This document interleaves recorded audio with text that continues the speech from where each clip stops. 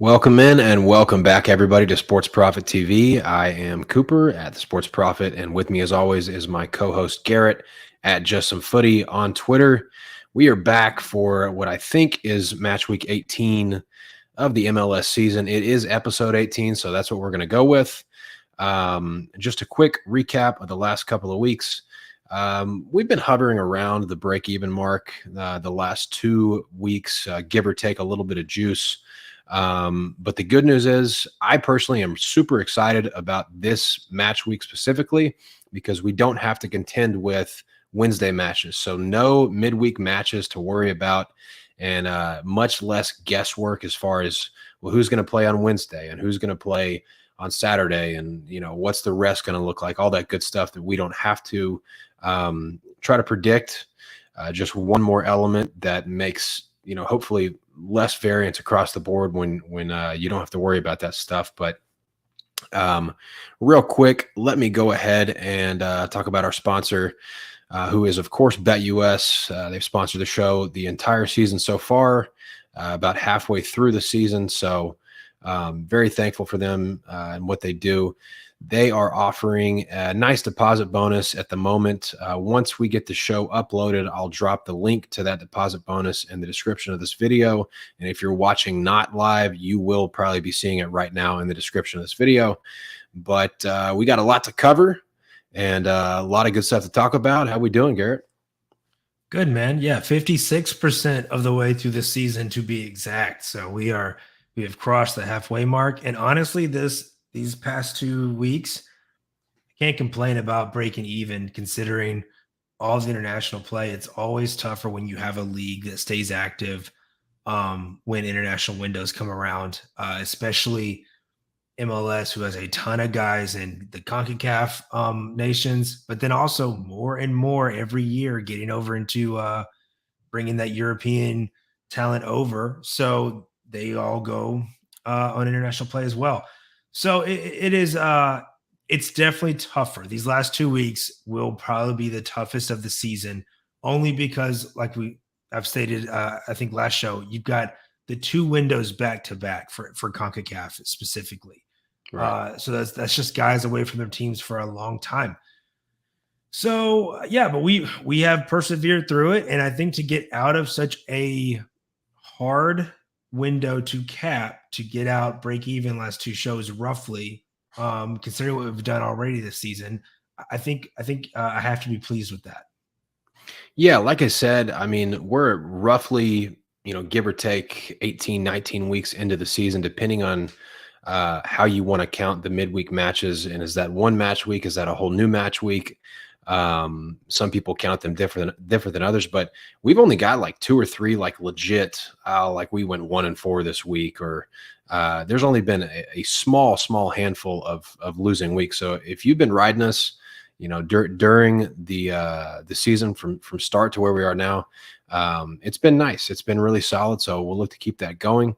Man, we've got a ton of juicy player news and MLS news to get into.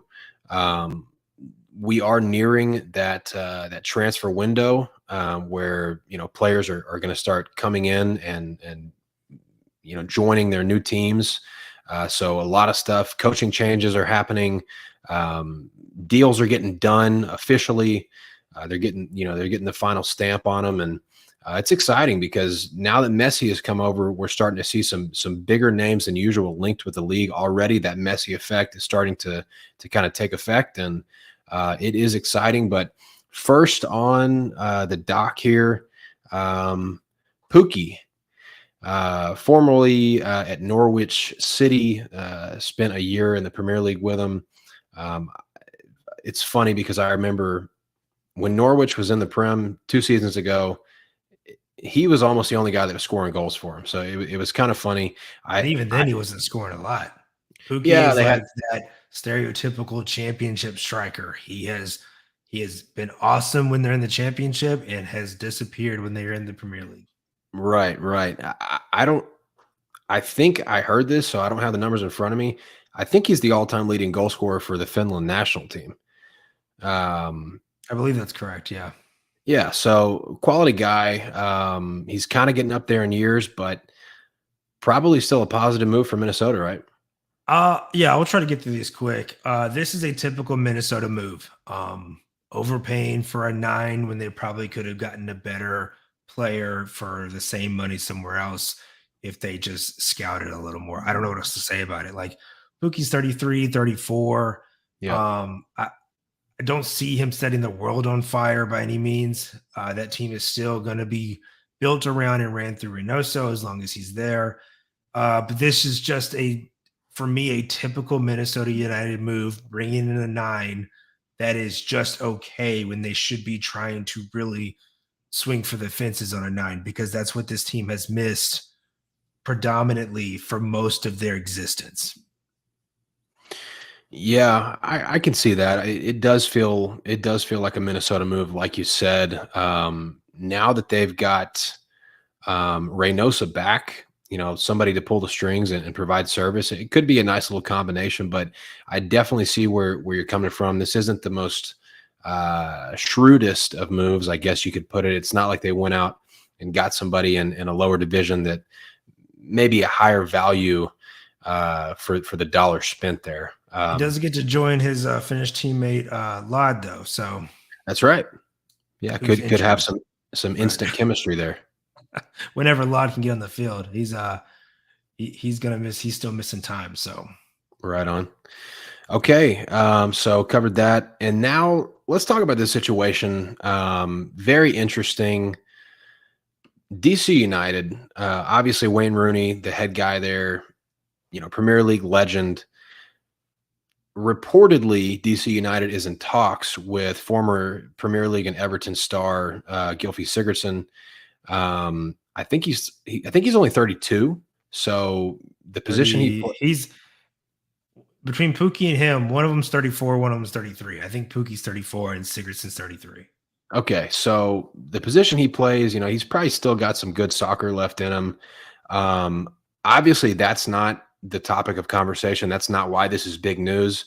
This is big news because of why he's not playing right now. He was a star for Everton. I guess 2 seasons ago or before 2 seasons ago, the news broke that there were allegations of basically some sort of sexual allegations with underage people. Yeah, I'm not gonna get into the allegations. I don't know enough there. Even though Everton's my team, I know that something happened and all of a sudden he disappeared and Everton fans never heard from him again. Yeah. And then his contract just quietly ran out and he just disappeared.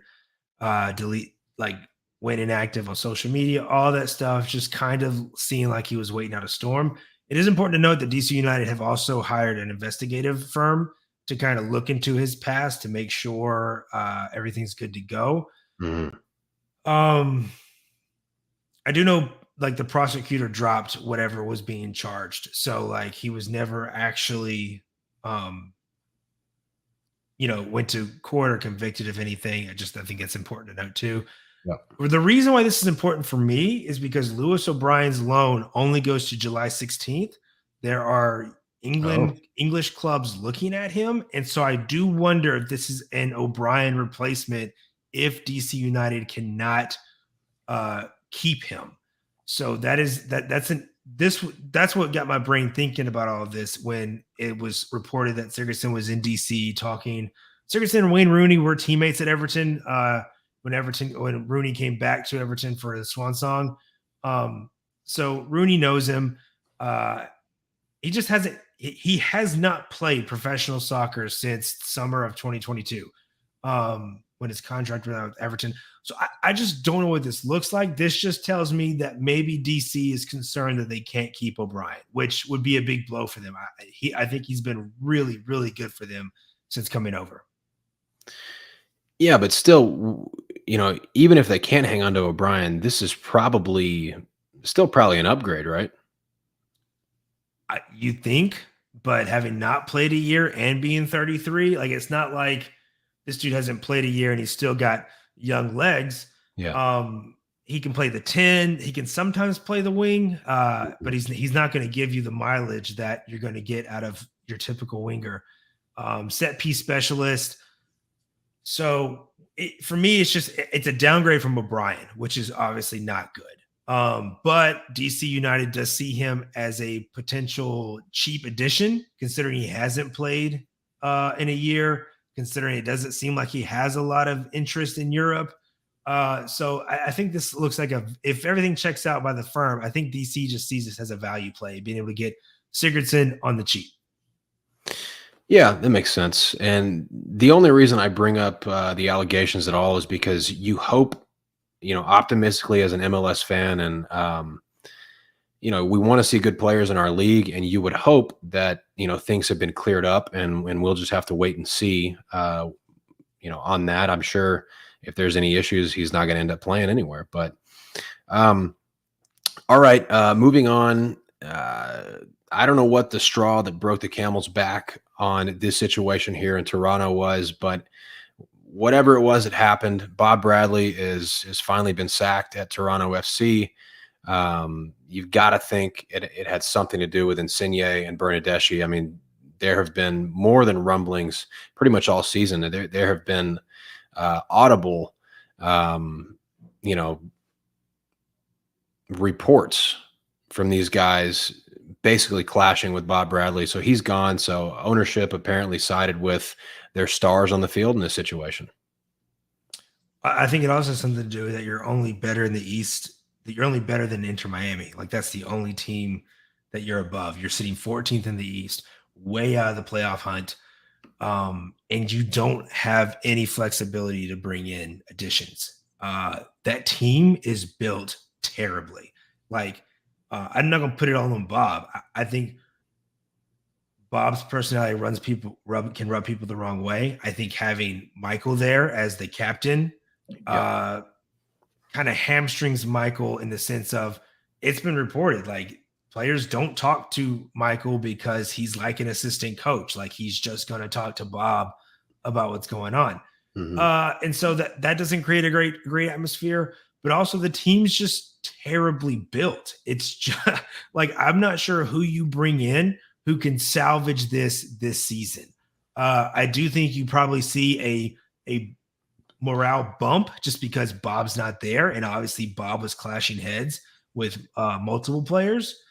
But the team's not good. Like, even if you take Bob out and put another good coach in, it's still an issue where they have Insigne on one side, Bernardeschi on the other, and then literally nothing else. Yeah. I mean, I guess the first thing that comes to mind for me is, was it a style issue, a coaching style issue? That his, obviously Bob's got a good track record in MLS, but whatever he wanted to do, maybe that wasn't working with the style of soccer that Insigne and Bernardeschi wanted to play. But we can get to some more of that on Toronto once we get to the predictions, because we have a prediction involving Toronto. But a couple more pieces of news real quick, and we will get to predictions. Chicago went out and signed Doumbia, a midfielder from the Swiss Super League, from Lozano, I believe.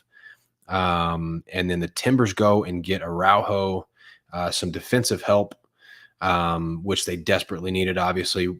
Which one of these moves do you like better, and do you think makes an immediate impact for their team? Oh, Araujo. I mean, the Timbers are just short at center back, and Araujo has 28 caps for Peru. Yep. So, like, he gets solid play time and solid looks. The Doumbia signing just makes me scratch my head. He's a DP for the rest of the year. Like, they used their last DP spot on a defensive midfielder for the rest of the season. Now, he's not a DP next season. MLS salary rules are weird, but so we'll just leave it at that. But this is just surprising to me. I don't know what Chicago's doing, and I'll just leave it at that. Like, I don't know how else to say it. I don't know what Chicago is trying to build or do. And I believe most of Chicago's front office is out of contract at the end of the season. I think their coach is only under contract through the end of the season. So I can't tell you what they're trying to do. It doesn't make sense. Timbers getting Araujo is a good move for them. Cool. Okay, last piece of news here, and this was breaking news shortly before we went live, so we figured we'd hit on it. Brandon Vasquez, star Cincinnati striker, has been rumored for a long time with links to Europe. Reportedly, Borussia Mönchengladbach from the German Bundesliga, they come over, slap an offer down onto the table, come to personal terms and agree with Brandon Vasquez. He's ready to go, and Cincy says not so fast. Yep, Cincy is dead set on keeping him till the end of the season, which I think hurts the value because there's no guarantee that Gladbach are there in the winter wanting Vasquez. I mean, Gladbach need a Thurman replacement like that he's not there. So they need a starting striker. And I think it's big news that they see Vasquez as a Thurman replacement. Like that's who they're targeting to replace their starting striker. Since he says no, we saw since he do this with Brenner, it didn't end great. So I'm curious how this goes with Vasquez, because he does want to go. Europe's beckoning. He's already 24. Like that window is going to close sooner rather than later for him to get over there. And this is a stellar opportunity for him, for somebody that I think is, I've always said, I think he's overrated. I think he's good, but I don't think he's like European top 5 league good. Yeah. So I don't know how this ends. If I'm Vasquez, this is my shot. Like, this is my shot to go. I'm going to cause a storm, like, because it's the only way you get out of there, right? Cincinnati's leading for the Supporter Shield. They're looking at the number 1 seed in the playoffs right now. It makes perfect sense why they'd want to hang on to him, because then they have Vasquez, the new DP striker, who's going to be ready to go July 5th, and Acosta. That is a good attack. But I mean, I can't fault Vasquez if he does anything here, because you got to do what's best for you. Yeah, absolutely. I mean, I don't know how much leverage you have as a player. I think it's probably all contractual. You could just sit out, but then you're not playing anywhere. And that's probably his best hand at this point. And then they'll just say, okay, fine, let's just get the money for him. I mean, we saw what happened with Brenner. Like, Nottingham tried to get him last year. And not even, since he said no, Brenner didn't play for a while. Like, he literally just like left and was not with the team. I don't know what Vasquez does here. Right now, he's focused obviously on Gold Cup as he's with the USA team. But it's interesting to see how this develops over the next couple of weeks. Yes, it will be. All right. Great news.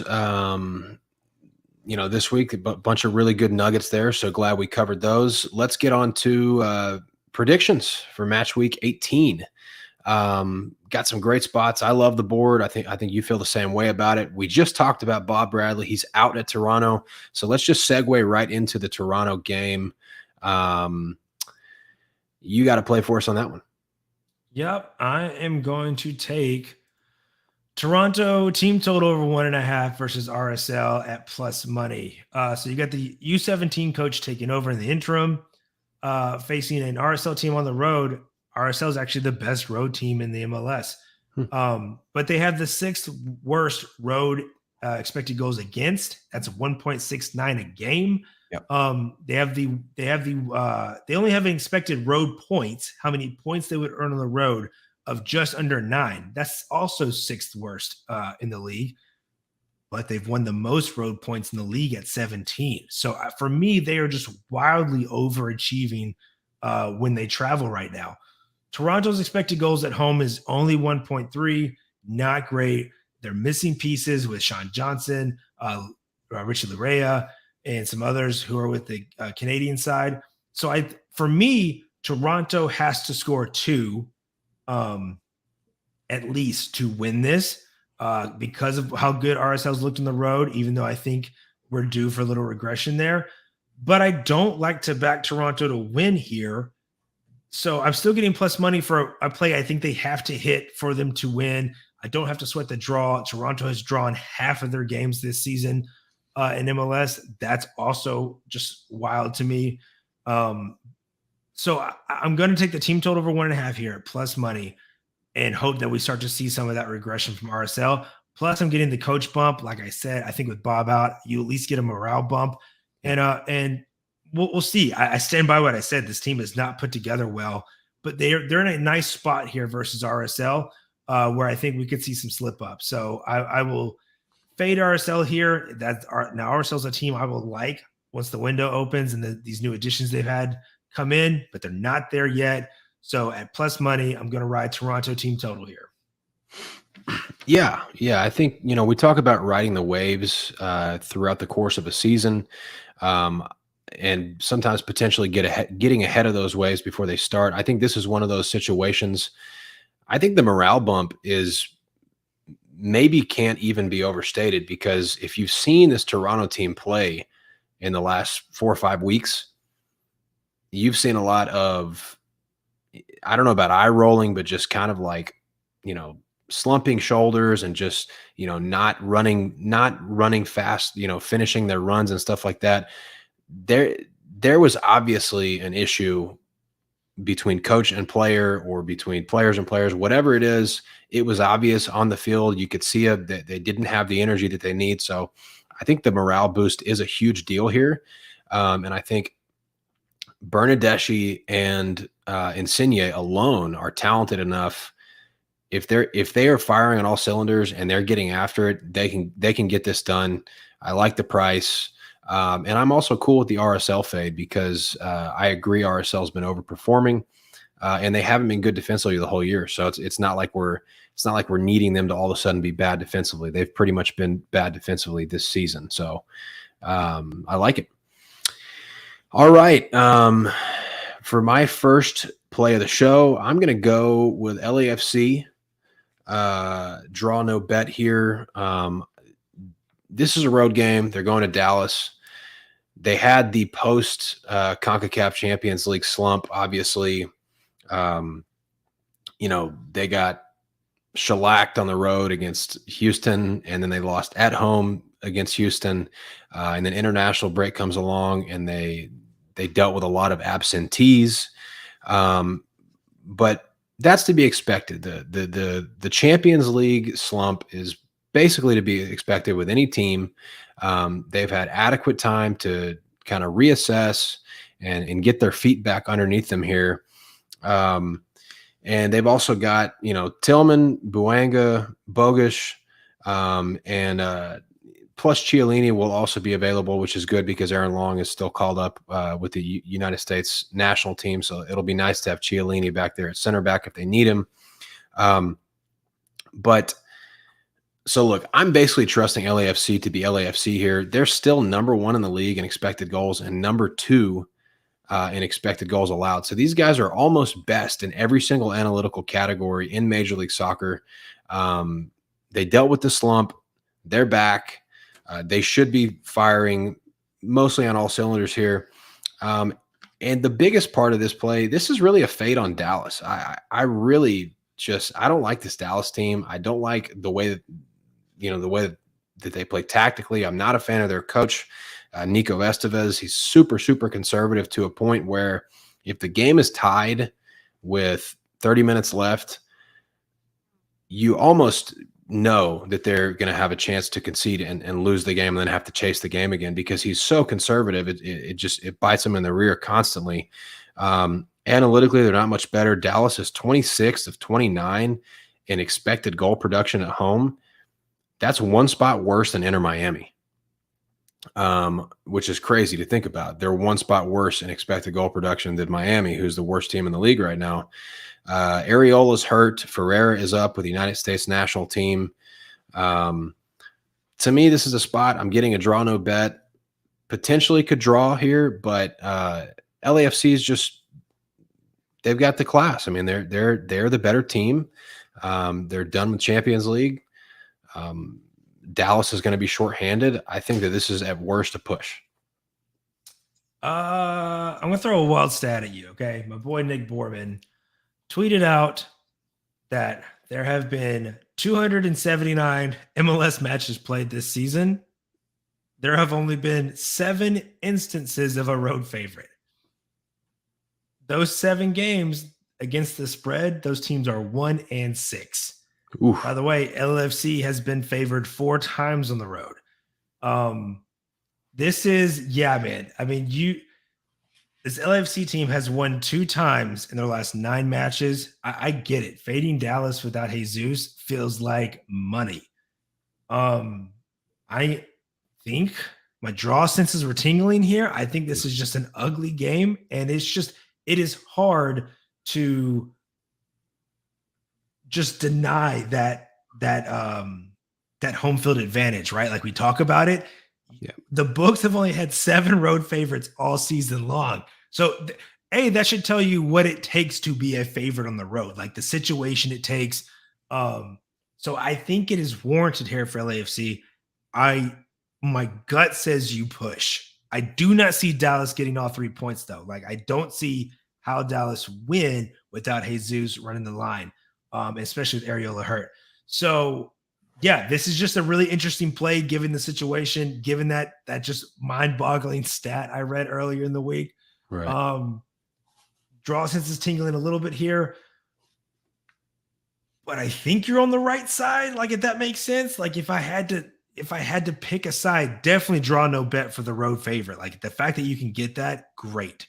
But yeah, if a team was going to win this game, I feel like it should be LAFC. But like, that's the best I got here, man. That stat blew me out of the water. Yeah, no, I feel you. And I want to say this. This is the first time I've backed LAFC on the road all season because we've been hyper aware of the way that this club has performed on the road this season. They just haven't been the same. But I love that to me, it seems like a get right spot. And we love get right spots because they've got their feet underneath them. They've got their whole roster back for the most part. FC Dallas is dealing with really some key guys that are not going to be available. They're on a skid themselves. They're on the downside of a downturn. And I just think that, we bet spots. That is a pretty wild trend. And, home field is a big deal in Major League Soccer, but I agree with you. I like the PK here because I think it's a push worst case. And I think if LAFC comes out and gets after it and knocks an early one, and I think FC Dallas has a really difficult time chasing this game with the absentees that they're dealing with. So real quick, Roger Federer, welcome to the show.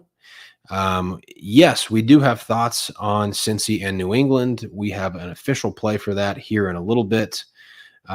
So stick around and we'll give you our thoughts on that game. Garrett, your second play of the show, looking at Kansas City and Vancouver. Yes. So I'm going to hit up Sporting KC, both teams to score plus over 2.5. Shout out to the Alex Classic. At minus 105. This price really threw me. Vancouver, both teams to score, is hitting when they're on the road at 88%. They just beat LAFC 3-2 in LA. By the way, that game was a thriller. That was just an excellent game. KC has had this hit in 4 of the last 5 home. And I like that you just talked about a potential get right spot, a bounce back spot. That's what I feel about for KC here, having just lost to Chicago.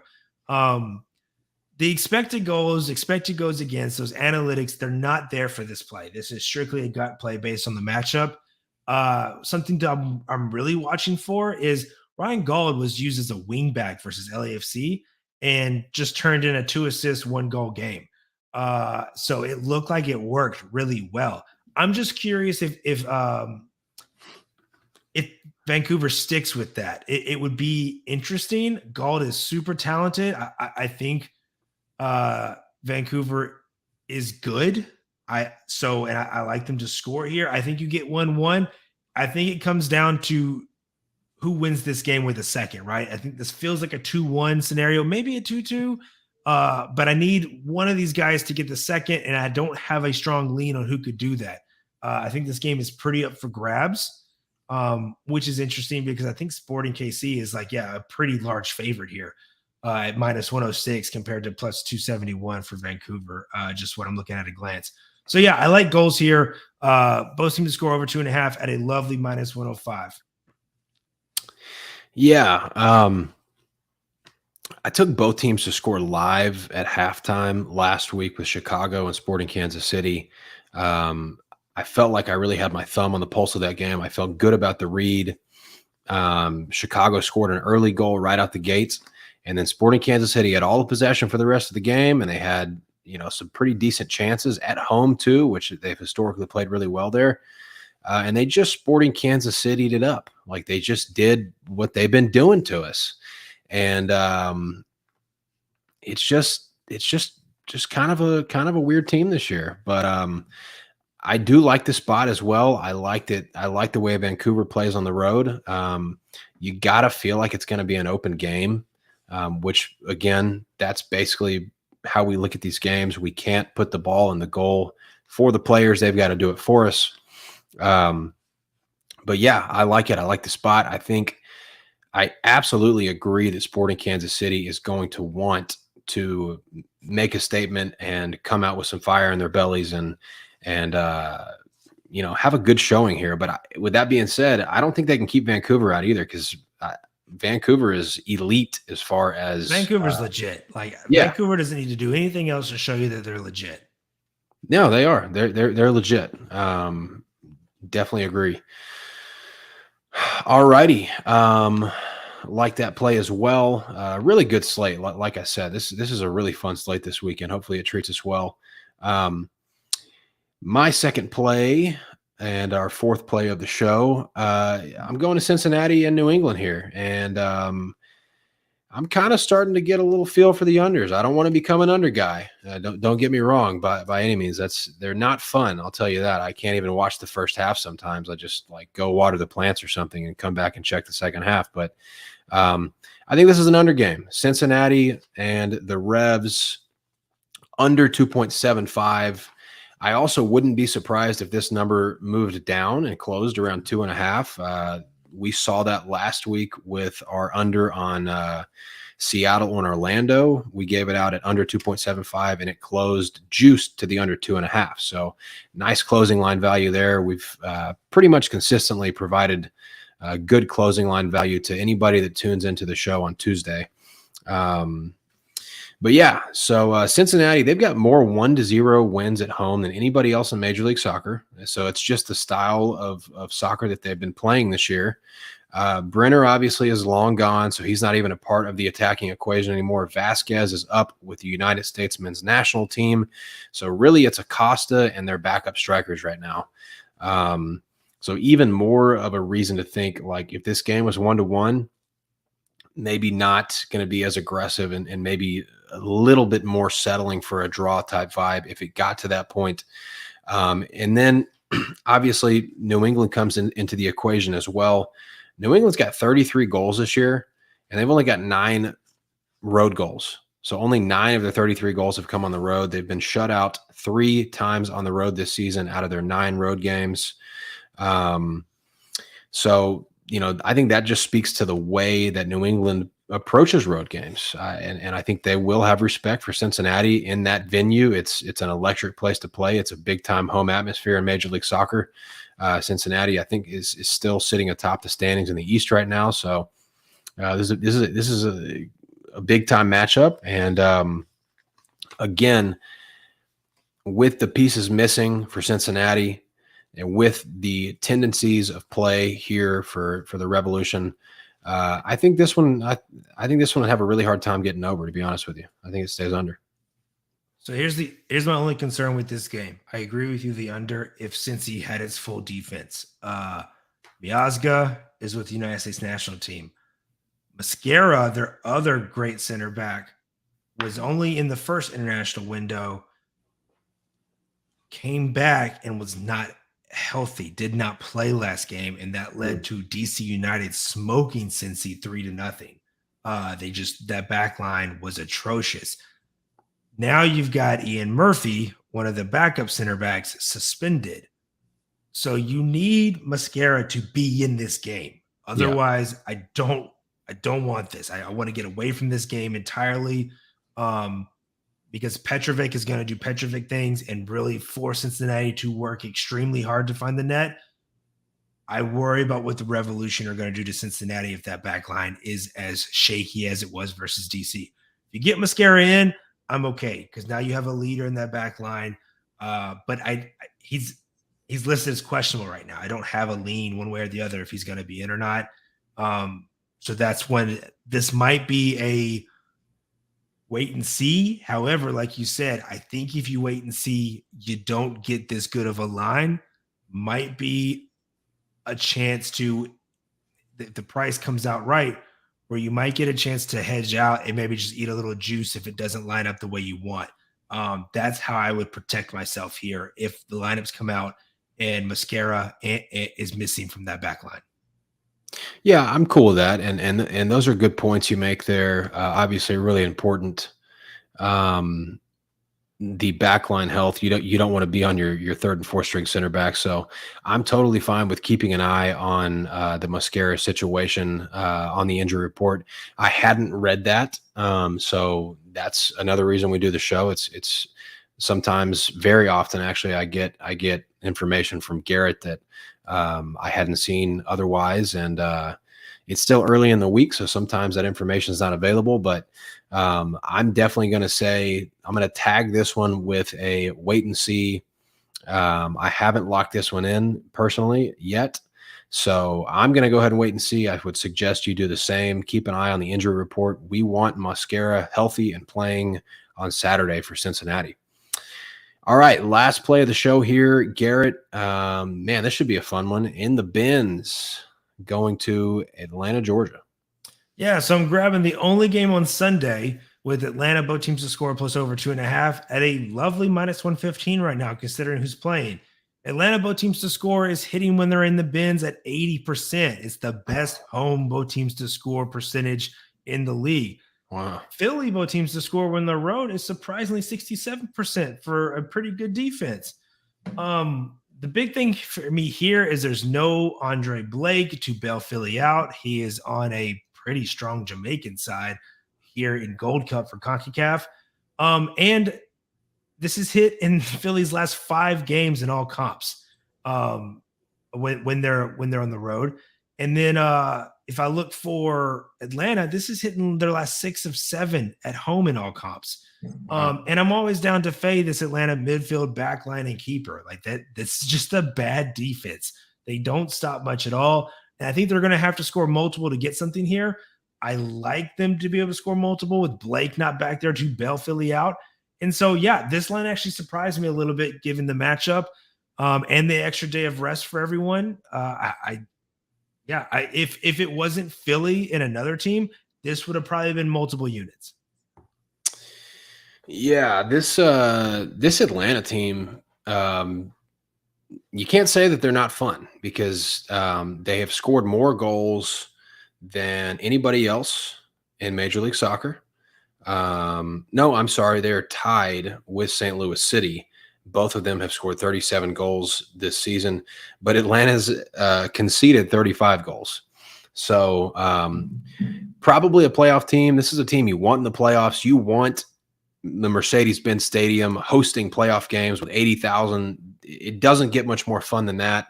As a Major League Soccer fan, there's a lot of things. Our league is still growing and it's still improving. And there's a lot of fun things that we look at in Europe and we say, it would be nice to have this or that. But one thing that we have that nobody else has is 85,000 people packed watching, a big time game, because we have that in Atlanta, Georgia. So, but in regards to this play right here, how does this not hit? Tons of missed chances, because we know how these guys match up. Philadelphia's got, really, really dynamic weapons in attack. Carranza and and Gazdag. They've got service out wide from Bedoya. And I don't know if Martinez is ever going to score a goal anywhere near what he did. I can tell you right now, he'll never score one like that again. It was a goal. That was his first goal in 102 games, and it was an absolute banger. So it's incredible. My dad doesn't like soccer, and I sent him a video of the goal, and he was like, "That's good." That's pretty good. So, I mean, if he even acknowledges it, then it's pretty impressive. But yeah, I like this game. Should be a really fun one. I wish Apple TV would stagger our games a little bit more, so we didn't have to watch all the games at the same time. But maybe that's an adjustment they'll make in the future. But this should be a fun one. I'm on board with you. I'll probably play this one myself. But yeah, let's see. Roger asked about the Orlando Chicago game.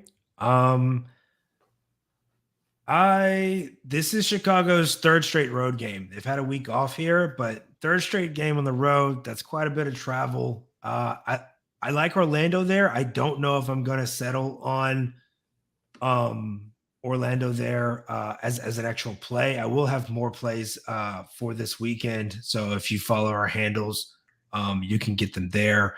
But I don't know. I don't know about goals there. Orlando's not great at home, which I think is what's kind of keeping me away.